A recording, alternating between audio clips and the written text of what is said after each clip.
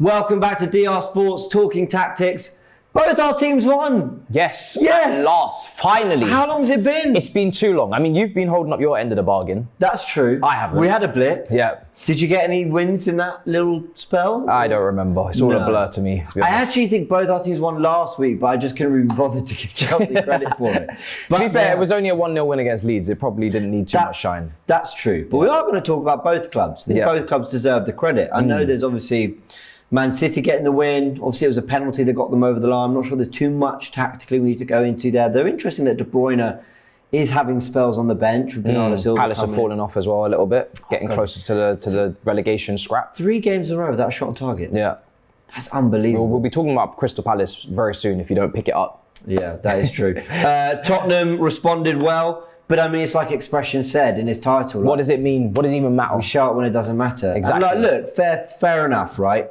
They can still make a really good crack at the top 4. And even the way they're playing, it's no guarantee that they're going to get it. So the fact they're chasing United in 3rd, the fact that Chelsea are way off it, Liverpool showing inconsistency, that is something, but it's not silverware, which is what I would hope for. So we are going to focus on Arsenal, then we're going to focus on Chelsea. We're going to talk about Bournemouth as well, because I mean, I think they showed really good signs against Arsenal and then got the win against Liverpool. Yeah. And then we've got to touch on Man United a little bit, but more from the perspective of how you play with 10 men. Yeah. In fairness, they had some really good opportunities to win that game, despite the Casemiro. Both teams did, yeah. It was a good game. That's very true, it was. So we're going to go into all that. Let's start with Arsenal. Let's start with the league leaders. It's only right. And I've got our 4-3-3 up there. And I've got to say, there's one thing that comes under tactics that has nothing to do with your starting 11 and your shape or your system. And it's barefaced line from Mikel Arteta, which is essentially looking at us fools, thinking we can listen to what he says, and he goes, Eddie, Trossard, Jesus, they're all out. Yeah, we're going to have to find a solution. Trossard starts. Yeah, Trossard starts. I watched the game. Clearly, Fulham were missing their enforcer in midfield. Yes, they were. Paulinho. And then from that moment on, you know, we're taking a look at the Arsenal attack and Trossard in the middle. He's kind of like the perfect blend between Jesus and Nketiah, because we saw Jesus before the World Cup. He was struggling for goals. He wasn't finishing as well as he should have. Nketiah comes in, gets the goals, but maybe doesn't provide the link up, provide the dropping into the midfield to give maybe Martinelli that room to run in behind. And Trossard comes in and does both. He interchanges Martinelli consistently throughout the game. Martinelli for the goals in the centre. Trossard is the one playing that cross with his left foot. He got another, obviously, assist with the corner. 3 assists on the day. But his just overall game is just technically secure. I've seen him drop into the pocket, switch to play. I've seen him obviously score goals with his finishing. I've seen him come out here on the left. And I watched against Sporting. The one weakness that I saw in Nelson in that game was that when he wanted to be unpredictable and shift it to his left, his crossing is non-existent on his left foot. So it makes him more predictable that he's going to go on his right. You can't show Trossard inside or outside because his left foot, he's picking people out. He picked out Odegaard. You know, he's not lashing it across. He's not fizzing it. He's picking people out, individual players. Saka was quiet maybe for the second game running after midweek as well, but it didn't matter because everything was coming down this left-hand side. Xhaka was getting involved. Zinchenko tucking in as always. It was fluid football from Arsenal. It was a brilliant display. Fulham couldn't handle them, to be honest. It was a walkover. It could have been more. It could have been 5-6. Yeah, you're so right about the interchange, especially on the left-hand side. And apologies for any Arsenal fans I've watched Tactical Insight. I do go into this on tactical, but I just wanted to chat a little bit about the various shapes that Arsenal pick up in games because, look, it's a little bit self-congratulatory being an Arsenal fan and sitting here talking about everything we do really, really well. But I do think we are the most tactically impressive team in the league. And what I mean by that is the amount of different shapes that Arsenal pick up in game to adapt to the situation on and off the ball, I think is so fascinating. And I really noticed it probably more than in most other games in this Fulham win. So I've showed us in our standard, you know, when we've got the balls, Zinchenko comes inside, we know that he plays at the base of Partey. It becomes a back 3 because White's played many times as a centre-back. And it all makes sense. There's a lovely balance to the way Arsenal are setting up there. But if we just move on one frame along, we see Martinelli and Trossard alternating a lot. We see that with the goal, which I'm going to break down in a second. But then sometimes Arsenal pick up this shape as well, where Zinchenko, because he's a left back, will come all the way to hug that touchline, and that gives Martinelli a little bit more license to come inside. Odegaard might come up into the 10 space as well to make sure that you got those players in central pockets. That's another way Arsenal line up. Sometimes you've got Ben White, who bombs all the way up the right touchline to give Saka an outlet, and you're really left with just two centre-backs to deal with the job. So Partey will come across and make sure he's just covering that area of the pitch as well. And then when you talk about Arsenal without the ball, I mean, Saka will basically become a wing-back. It becomes a 6. I saw Trossard, I think Trossard and Martinelli flipped at one point. Trossard was down in the left-back position. It was basically a 6-man wall blocking the goal. It was ridiculous. Matisse hasn't seen this whatever I've put together. No. That was completely and utterly unrehearsed. And you're spot on. You did get these lines of 6 where Arsenal were really compact. Martinelli would drop wide. Trossard was there in the wing-back position. And then when it came across to the other side, they would do the same with Saka slotting in. It is so impressive because as well as doing all this, Arsenal have registered the most pressures in the attacking third since Gabriel Jesus has been injured out of any team in the Premier League, which means they're doing their job high up the pitch on the press as well. It is really impressive how Arsenal develop so many different tactical shapes and systems in one game. Yeah. And that's massive credit to Arteta, and also the fact that he's put this team together and they've selected him and Edu certain players that are going to stick to this, because this is all brilliant. But if you've got one guy in this system or in this team that doesn't do his job, it all falls apart immediately. And suddenly now you don't have the passing option that you're looking for. You don't have the outlet. You don't have that back line of a 6 when you're off the ball. So it takes everybody doing their part. Obviously, them being the youngest team as well. The energy levels are sky high. It's kind of almost it's more tactically interesting to analyse than I'd say Liverpool. But when Liverpool had their team come in just, from the start of that Klopp era, high energy, able to do more than most. And this is a similar situation, just obviously in a different way, different formations. And Liverpool now coming towards the end of their time can't exert themselves and cover the ground that they used to, whereas Arsenal can. It's very true. He demands a lot of them, Arteta, which is why I think it's good that he's finally getting that squad in place. So that it might be Tomiyasu one day, it might be Reece Nelson, Vieira, Smith Rowe, Jesus came on, whoever. And these are really good options for Arsenal. I'm going to show it on this show because I did it on Tactical Insight, and it took me 19 frames to break down Arsenal's second goal. I thought it was only right I use it twice because it did take me a lot of work. But this, I think, illustrates everything we said about Arsenal's fluidity. And again, I've picked out every player exactly where they are, position for position. And in this situation, what you've got is so funny, right? You'd expect your holding midfielder or one of your two pivots. I know we play more of a 4-3-3, but Xhaka does tuck in next to Partey. So maybe you'd expect him to be there. And you'd expect Zinchenko, your left back, to be there waiting for the out ball or something. But no, Zinchenko comes in field and Arsenal adapts and Xhaka reacts. Martinelli and Trossard. There's your left winger in the sort of false 9, number 9 position. And so Trossard goes, cool, I'll hug the touchline. And Arsenal just play it out the back so well here. The composure throughout this whole move, because Saka here as well, there's not an obvious pass. They've actually pressed quite well for him. So he goes, cool, I'll keep the ball. He has to make his way round. He gives it all the way back to Saliba. Lets it roll across his body. Well, actually, I think it was a bad first touch, but we won't mention it. And then where's Xhaka? He's that brilliant. You look at the space. Brought in the whole 4. Yeah. Let's kill him. Yeah. That's exactly what he does. What did you make of this goal? It was brilliant. I mean, it's literally an overload on that right-hand side. All the distraction, all of the attention, and then all of this space. And this was continuous throughout the game. The left-hand side was just so much room. Every time that Arsenal finished up their build-up play, they would come over to this left-hand side, and it just felt like they had the whole world was their oyster, literally. It just, whether it was Martinelli on that side, picking up the ball, whether it was Xhaka, whether it was Trossard, it's just so much space. I couldn't believe how much space there was. And I think Fulham definitely suffered without their destroyer in midfield because they didn't have the balance. They tried to go punch for punch, which we've seen Bournemouth do, we've seen Aston Villa do, we've seen Sporting Lisbon do. Arsenal have conceded a lot of goals. Yeah. But Fulham, they just, in the final third, they didn't have that final ball really in this game.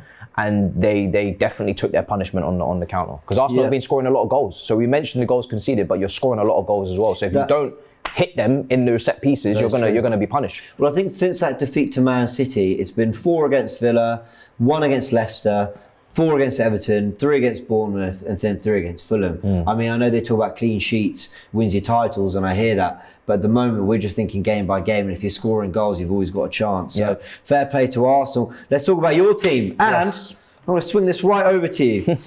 As I let you sort of run ahead and sort of break this game down and what you felt worked, what didn't work, I find it very interesting that he's gone to the 3-4-3 Potter.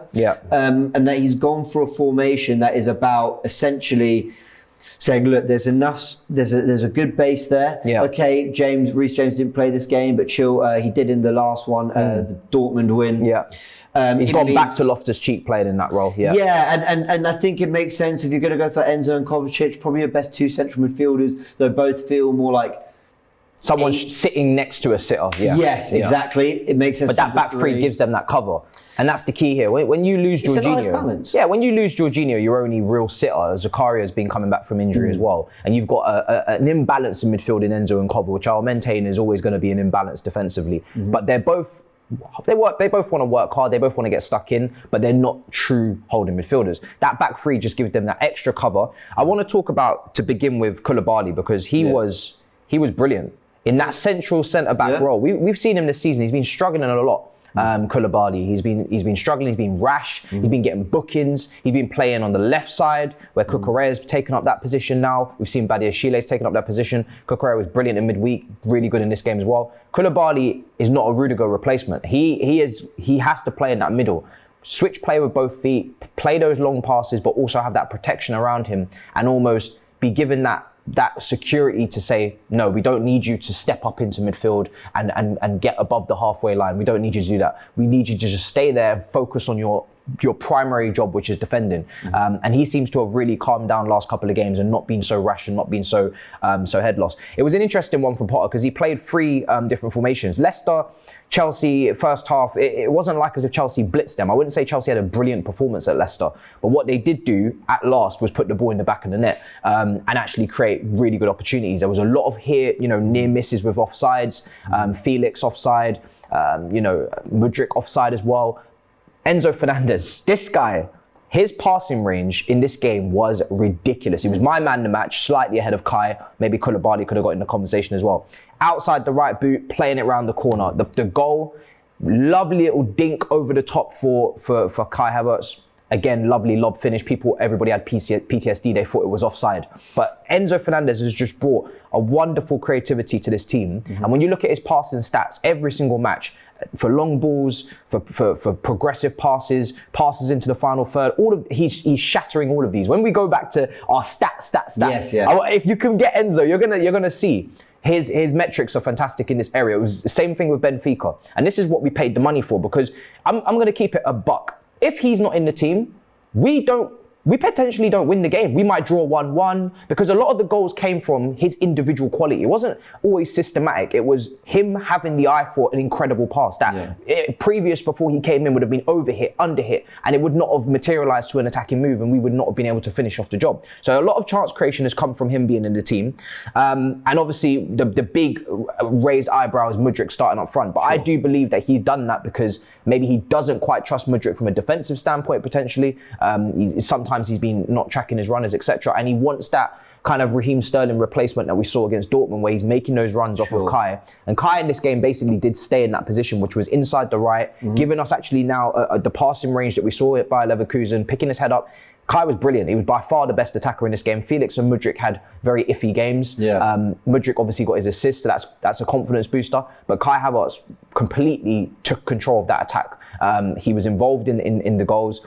Koulibaly on the left, Chilwell, wonderful strike as well on the volley. The third goal, a brilliant ball again from Enzo. Kai operating down the right-hand side, brilliant ball into Mudryk, and in goes Kova with the volley. But Kai set up numerous chances as well with his vision. And it's good to see Kai playing in the last couple of games what we thought we purchased, which was a top talent, calmness, cold ice in his veins. Almost sometimes. It was a great finish. It was a great finish. Sometimes he's too cold, really. Sometimes he's too calm. But now we're starting to get more his creativity and his vision with his passing and clipping those balls over the top, kind of giving us a balance between a Ziyech, but also then someone who's going to work hard off the ball consistently and is also going to be able to hopefully contribute to goals as well.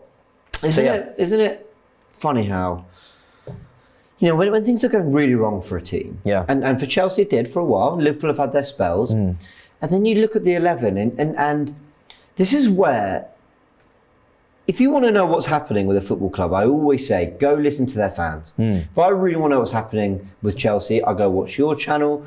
I'll hear what Chelsea fans on DR Sports saying and all the other Chelsea channels I follow, because that's where I'm going to get the most information. But sometimes there's something to be said for looking at things from a distance. Yeah. Like, me as an Arsenal fan, I focus on Arsenal, and then every week I'll just go, well, what have Chelsea done this week or whatever. And there's something to be said, I think, for every now and again looking at it and going, this is the most balanced Chelsea 11 I've seen in a while. What I mean by that is you're so right. Koulibaly started as the Rudiger replacement on the left of the back three. Cucurella started as a left wing back. What Chilwell does. Yeah. But now you've got Cucurella in areas of the pitch where he's happy to defend, but also happy to play and distribute. Really good passing, yeah. Yeah, you got Koulibaly with the system, right? Am I wrong in thinking he played in a back three a lot for Napoli? No, back four, always a back four. Left side centre back in a back four. Okay, so this whole system was a new adaptation for him in the first place. But even still, when you're playing in the left of the back three, there's a lot of area you got to cover. So it's very different. And then you got Enzo with a bit of protection behind him and Kovacic as well. And then Havertz has got players to play off, but also players to run off him. Felix you could combine with. Mudryk will run in beyond. The wing backs will offer. And suddenly you're going, I can see how this system and the players and the profiles can all benefit each other. And you go, oh, yeah. It makes sense now. Of course they won. Yeah. And it's like we said with Liverpool. They're going back to their roots, back three under Tuchel, really. A little bit, because when you look at Liverpool, Liverpool lost, so I guess you got part of that for a sec, but when we look at Liverpool through their real bad spell, the 3-0s away from home and all that, we were going, why is that left wing? That's not Liverpool. I don't get this.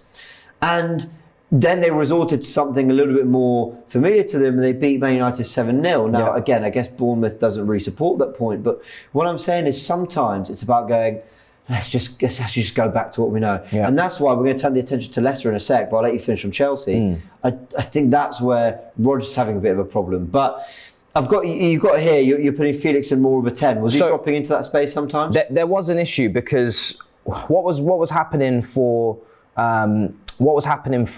say Chelsea was they were getting cut up through the middle at times, and Leicester did have opportunities. Their XG in the first half was higher than Chelsea's. Kepa had to make a few saves. It wasn't a comfortable win, in my opinion. But what Graham Potter did was he changed and he brought Gallagher on in this Felix position. Felix was having a tough day. He gave the ball away for the goal.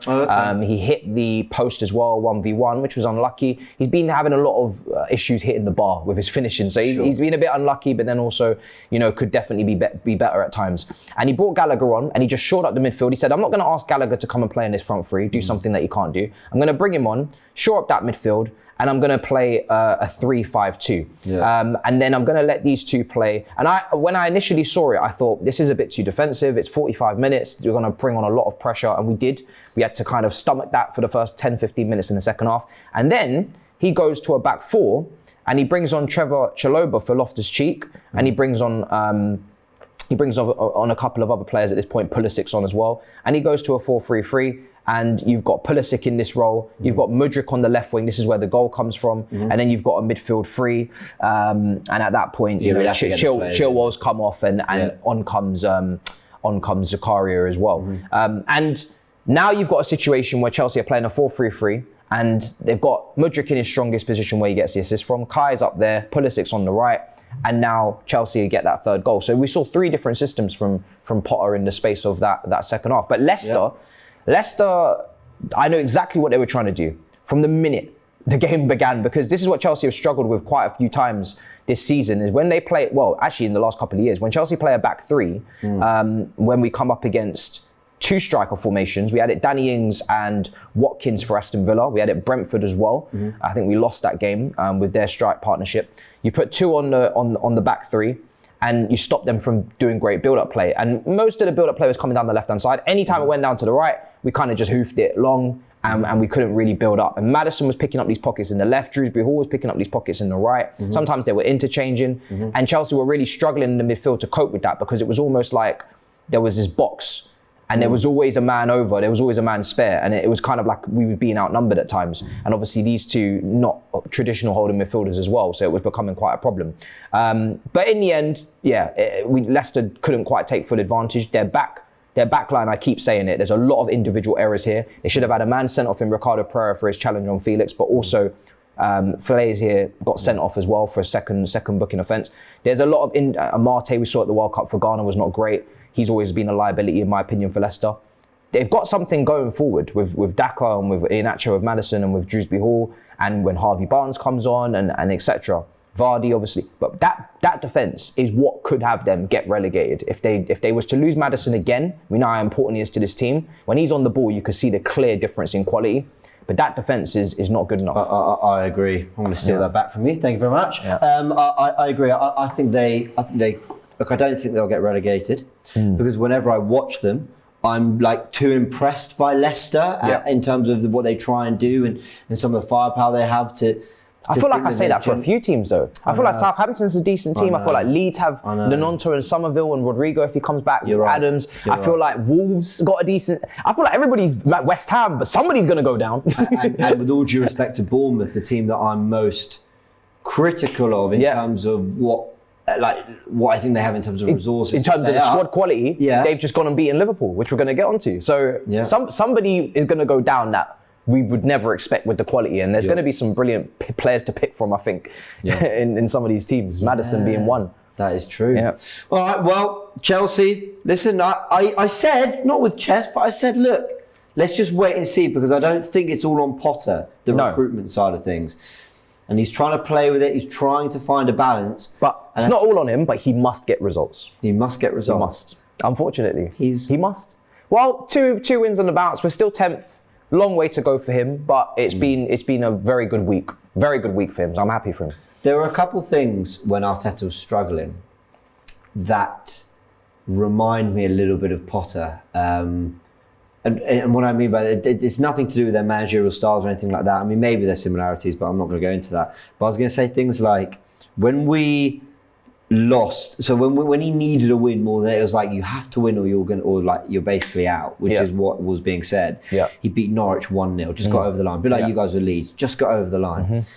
And then, and this was in fairness before that Norwich game, the season before, we went to Leicester and won 3-1. And I saw a performance, I was like, Leicester's not an easy place to go. We've just won 3-1 and we played football that I can really get behind. And I wonder whether Potter's just having some of those moments where people are starting to go, okay. Pressure makes diamonds. A little bit, like here you found a result, but here you actually delivered something that we can maybe get behind it. As you said, it wasn't flawless for 90. But it's about having things that you can hang your hat on and go, okay, I see where this is going. All right, in the last sort of 5-6 minutes of the show or so, I want to touch on the Man United game. Then we'll talk about Bournemouth as well. But Man United, first and foremost, we're actually not really going to talk too much about tactics because this is a really interesting 11 from Ten Hag. Very attacking. We didn't get to see it. No, we didn't. Very attacking. I was surprised when I saw Bruno in that midfield next to Casemiro. Sancho is more playing in the 10 role. And obviously Anthony getting another start. More like this, you say, Yeah, more like that to begin with. And it was a big move from Ten Hag to go so attacking, but then his most defensive player in Casemiro gets sent off, the one that he's meant to be able to be relied upon to keep a cool head. He's been sent off quite a few times now. It's 4 games he's going to be banned for, as it's the second offence. And of course we saw he got the booking against Crystal Palace when they had Arsenal next. So he's been suspended quite a few times. I think this might be 8 games now or something like that. So he needs to step up. I've seen Man United fans online complaining about his pass completion as well and giving the ball away cheaply too often. And obviously having a hot head and making silly tackles. It was definitely a red card. Right, so I was just going to ask you, it's definitely a red card. A lot of United fans I'm hearing are adamant it's not. No. You know what it is, on that red? When the argument is, but he gets a bit of the ball and then it's a follow through, I'm not saying I agree, but I kind of hear it. I'm like, I kind of get it. Like, how much of the ball counts as winning the ball? Because if that were a defender trying to win the ball for a penalty, like if a defender clatters into a striker, but their toe scrapes the ball, they're not giving the penalty because they'll say, well, he won the ball. So in this situation, it's dangerous. It's the problem. It's the jump. It's the jump into the tackle that I don't think... Studs up. Yeah, that's what it is. So he's not in control. So actually, it's what leads to him not getting enough of the ball that he ends up going over and catching him. If he gets some of the player, for me, if he gets some of the player and he gets some of the ball, but his studs are not showing and he's in control, I have no problem with it. But because he's going in with such force and his studs are up, he's going straight into the ankle or just over the shin. And that for me that's dangerous play. So that's a red card. Yeah, I agree. And it brings up a really interesting debate around result and intention. How much of a challenge? But I have to say, this is all inconsistent by the referees once again, because a similar challenge happened in the Chelsea game, didn't get given. Man United fans will feel they should have the penalty as well. So the refereeing is so inconsistent. So I think that's mainly why Man United fans are so annoyed, is because they're seeing these challenges in other games and they're not given. And let's be fair, they should have had a penalty, man. They should have had a red. They should have had a penalty. Who was it? Who was going all the way down? I'm not sure. It's one of those centre backs, I believe. Bednarek or Walker. And he's on the floor. I mean, Peters, I think. But again, we've seen it. Souček handballs. Did Lavia drop back? Seen so many examples. Gone all the way down. Yeah. And I don't care if it's hit his chest first or whatever. Yeah. And our Arsenal fans will say, yeah, but what about the Gabriel one against Liverpool where it hits his chest and then arm? This is like you're blocking a shot. Yeah. Weghorst could, but you've got to look at the context of the situation. I think that's a penalty. Yeah. But anyway, Casemiro comes off. They weather it for a little bit before McTominay comes on for Weghorst. Yeah. Now I'm not actually sure how I mean, maybe they did this or whatever. The question I was going to ask you, and it's not really specific analysis to this game at all, but what is the best way for teams to approach having 10 men? If we just do this, yeah, let's just do that. So you forget who it is. It doesn't matter. Oh, there we go. There we go. What is the best way to approach having 10 men on a football pitch? For me, I would be going back to basics. I'd be going back to 4-4-1. I'd be going back to just 2 banks of 4, soaking up the pressure. Especially with Manchester United, because they have threats on the break. I think at this point Sancho maybe could have come off as well, and Garnacho could have come on because he's got more pace, more acceleration on the break. Anthony's got that as well, Rashford, and you've got those 3 as your outlets on the break. But you don't want to lose obviously that back 4. The fullbacks are not pushing up one bit. You've got your defense, and again the midfield. Fernandes is not a defensive midfielder. McTominay's not a defensive midfielder. So when Casemiro is out, and he'll be missing the next 4, Fulham, Everton, Brentford, Newcastle, they're going to lack maybe Sabitzer, but he's also not a sitter. They don't really have a sitter. They don't have anywhere near the level of Casemiro to come in and do that job. So the midfield was already kind of imbalanced, but ideally, in my opinion, you would go over 4-4-1. You'd have maybe 2 sitters in there that can cover the wide spaces when need be for their fullbacks and kind of shield and protect that defence. And then you've got your wingers who are going to have to get back and work hard. You're not looking to dominate the ball, but you will hit them on the break with maybe 2 or 3 guys. And that's the only thing I can think of that you can try and do. Now, if you're a ball dominant team like a City, you can try to keep possession and try to tire them out. But that is the creme de la creme of teams that are going to try and do that. Man United are not going to do that with McTominay and Fernandes in midfield. It's just not going to happen. I sort of agree. I think that's the most balanced way. You've got a little bit of everything there. And I think players are therefore then playing the game with largely a similar idea of where to be on the pitch. They're not changing too much tactically. I mean, this 9's going to have to do a lot of work. They're going to have to both be a 10 and then also try and get forward. It's difficult.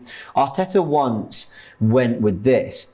He split the centre-backs, and they did this at Anfield. He's done it a few times because we had so many players sent off over the years under Arteta. But he went for something like this, which I thought was really interesting. Funnily enough, these wide players were actually Saka and Martinelli, so they were asked to do a central midfield and wide job. But what I really liked about it is I thought, okay, all the key areas of the pitch are taken care of. You've got your back 5 that are kind of there just to really kind of shield. But then also, if your wing backs need to get forward, in fact, I don't want to pull them out of position. So let's just do this. If your wing backs have to get forward to offer support, you've also still got a cluster of 4 that can add a degree of, a base, a layer that you have to get through for the opposition, and you've got 3 centre backs covering with the hard work. And if one does get forward, that's cool. They're kind of happy to attack, and then you're sort of still attacking with similar numbers. I thought that was the most impressive way I've seen a manager look to deal with. I feel like the combinations in this are a lot closer. So if you're predominantly going down the left-hand side, you've got your wing-back, left side midfielder, and then you've got your left attacker coming over. You've got a cluster of 3. And like you said, everybody just shifts across. Whereas in a 4-4-1, we've seen Diego Simeone do it many times, even with 11 men, people become very disjointed, the gaps are very far away, it's difficult to link up. So this is probably a good way of getting people closer together. I asked this question just because in the week, Tottenham had Romero sent off and they had to adapt and all that. I mean, I don't know, they brought on Davinson Sanchez, I can't remember what system they went to, but there was a lot of heat that he got Conte for doing that, and mainly because he took Kulusevski off, but he asked those kind of questions. Why would you do that? So it's interesting. I kind of think these guys have got to be they've got to be serious players to do this. Of course they do. Of course they do. Let's end on Bournemouth beating Liverpool, and then the only thing I just want to talk about very quickly is Billing. A week on from the goal he scored against Arsenal, Uwacha with the ball into the box. I think he delivers the same cross. I think, and Billing gets there. Clearly, especially because they play with the back three as well, or such a back five, to have your midfielders be really energetic and wanting to get forward like that is a massive asset for your team. Billing does that, and he's now got 6 goals and an assist in the Premier League this season. So he's having a really good goal scoring season. And credit to him and credit to Bournemouth. They showed real fight against Arsenal, and they showed it here by getting a win as well. You don't want to play these teams towards the back end of the season. You'd rather play maybe those teams that are on the beach, mid-table, have got their season figured out, maybe like an Aston Villa, towards the last 10 games. When we get to the last 10 games and people are fighting for top 4, fighting for the league, fighting for relegation, you don't want to play these teams at the bottom because they will come up trumps. I remember when Wigan beat Manchester United, Sean Maloney whipped it into the far corner. They were on their great escape as well with, loads of different players back then. I'm thinking like Hugo Rodallega and players like that. Maybe the Colombian striker, Victor Moses maybe as well. What a team. You don't want to play those teams because they will do anything within their power to try and survive. And we've seen that from Bournemouth in the last couple of games. People feel like they kind of learnt their lessons from what happened at the Emirates to then come and give a more defensively sound performance against Liverpool. And Liverpool continue to keep confusing people because I've been very hesitant to give Liverpool that they'll go on a run because I didn't believe that they would. And then they go and absolutely obliterate Manchester United. I thought, you know what? They're going to beat Bournemouth. This might give a little, not a 10, but maybe a little 3-4 game run. And they've been keeping clean sheets, of course, the Everton, Newcastle United. And then they go and struggle to give Núñez any service in this game. Elliott, I see Liverpool fans asking about him again in terms of physicality. Is he too weak in games like this? Liverpool, they're such a strange team because they have the ingredients to cook, but the food sometimes tastes awful. We'll leave it on that. Big thank you to everyone who's joined us for this DR Sports Talking Tactics. Hope you've enjoyed it. What were you making of Chelsea?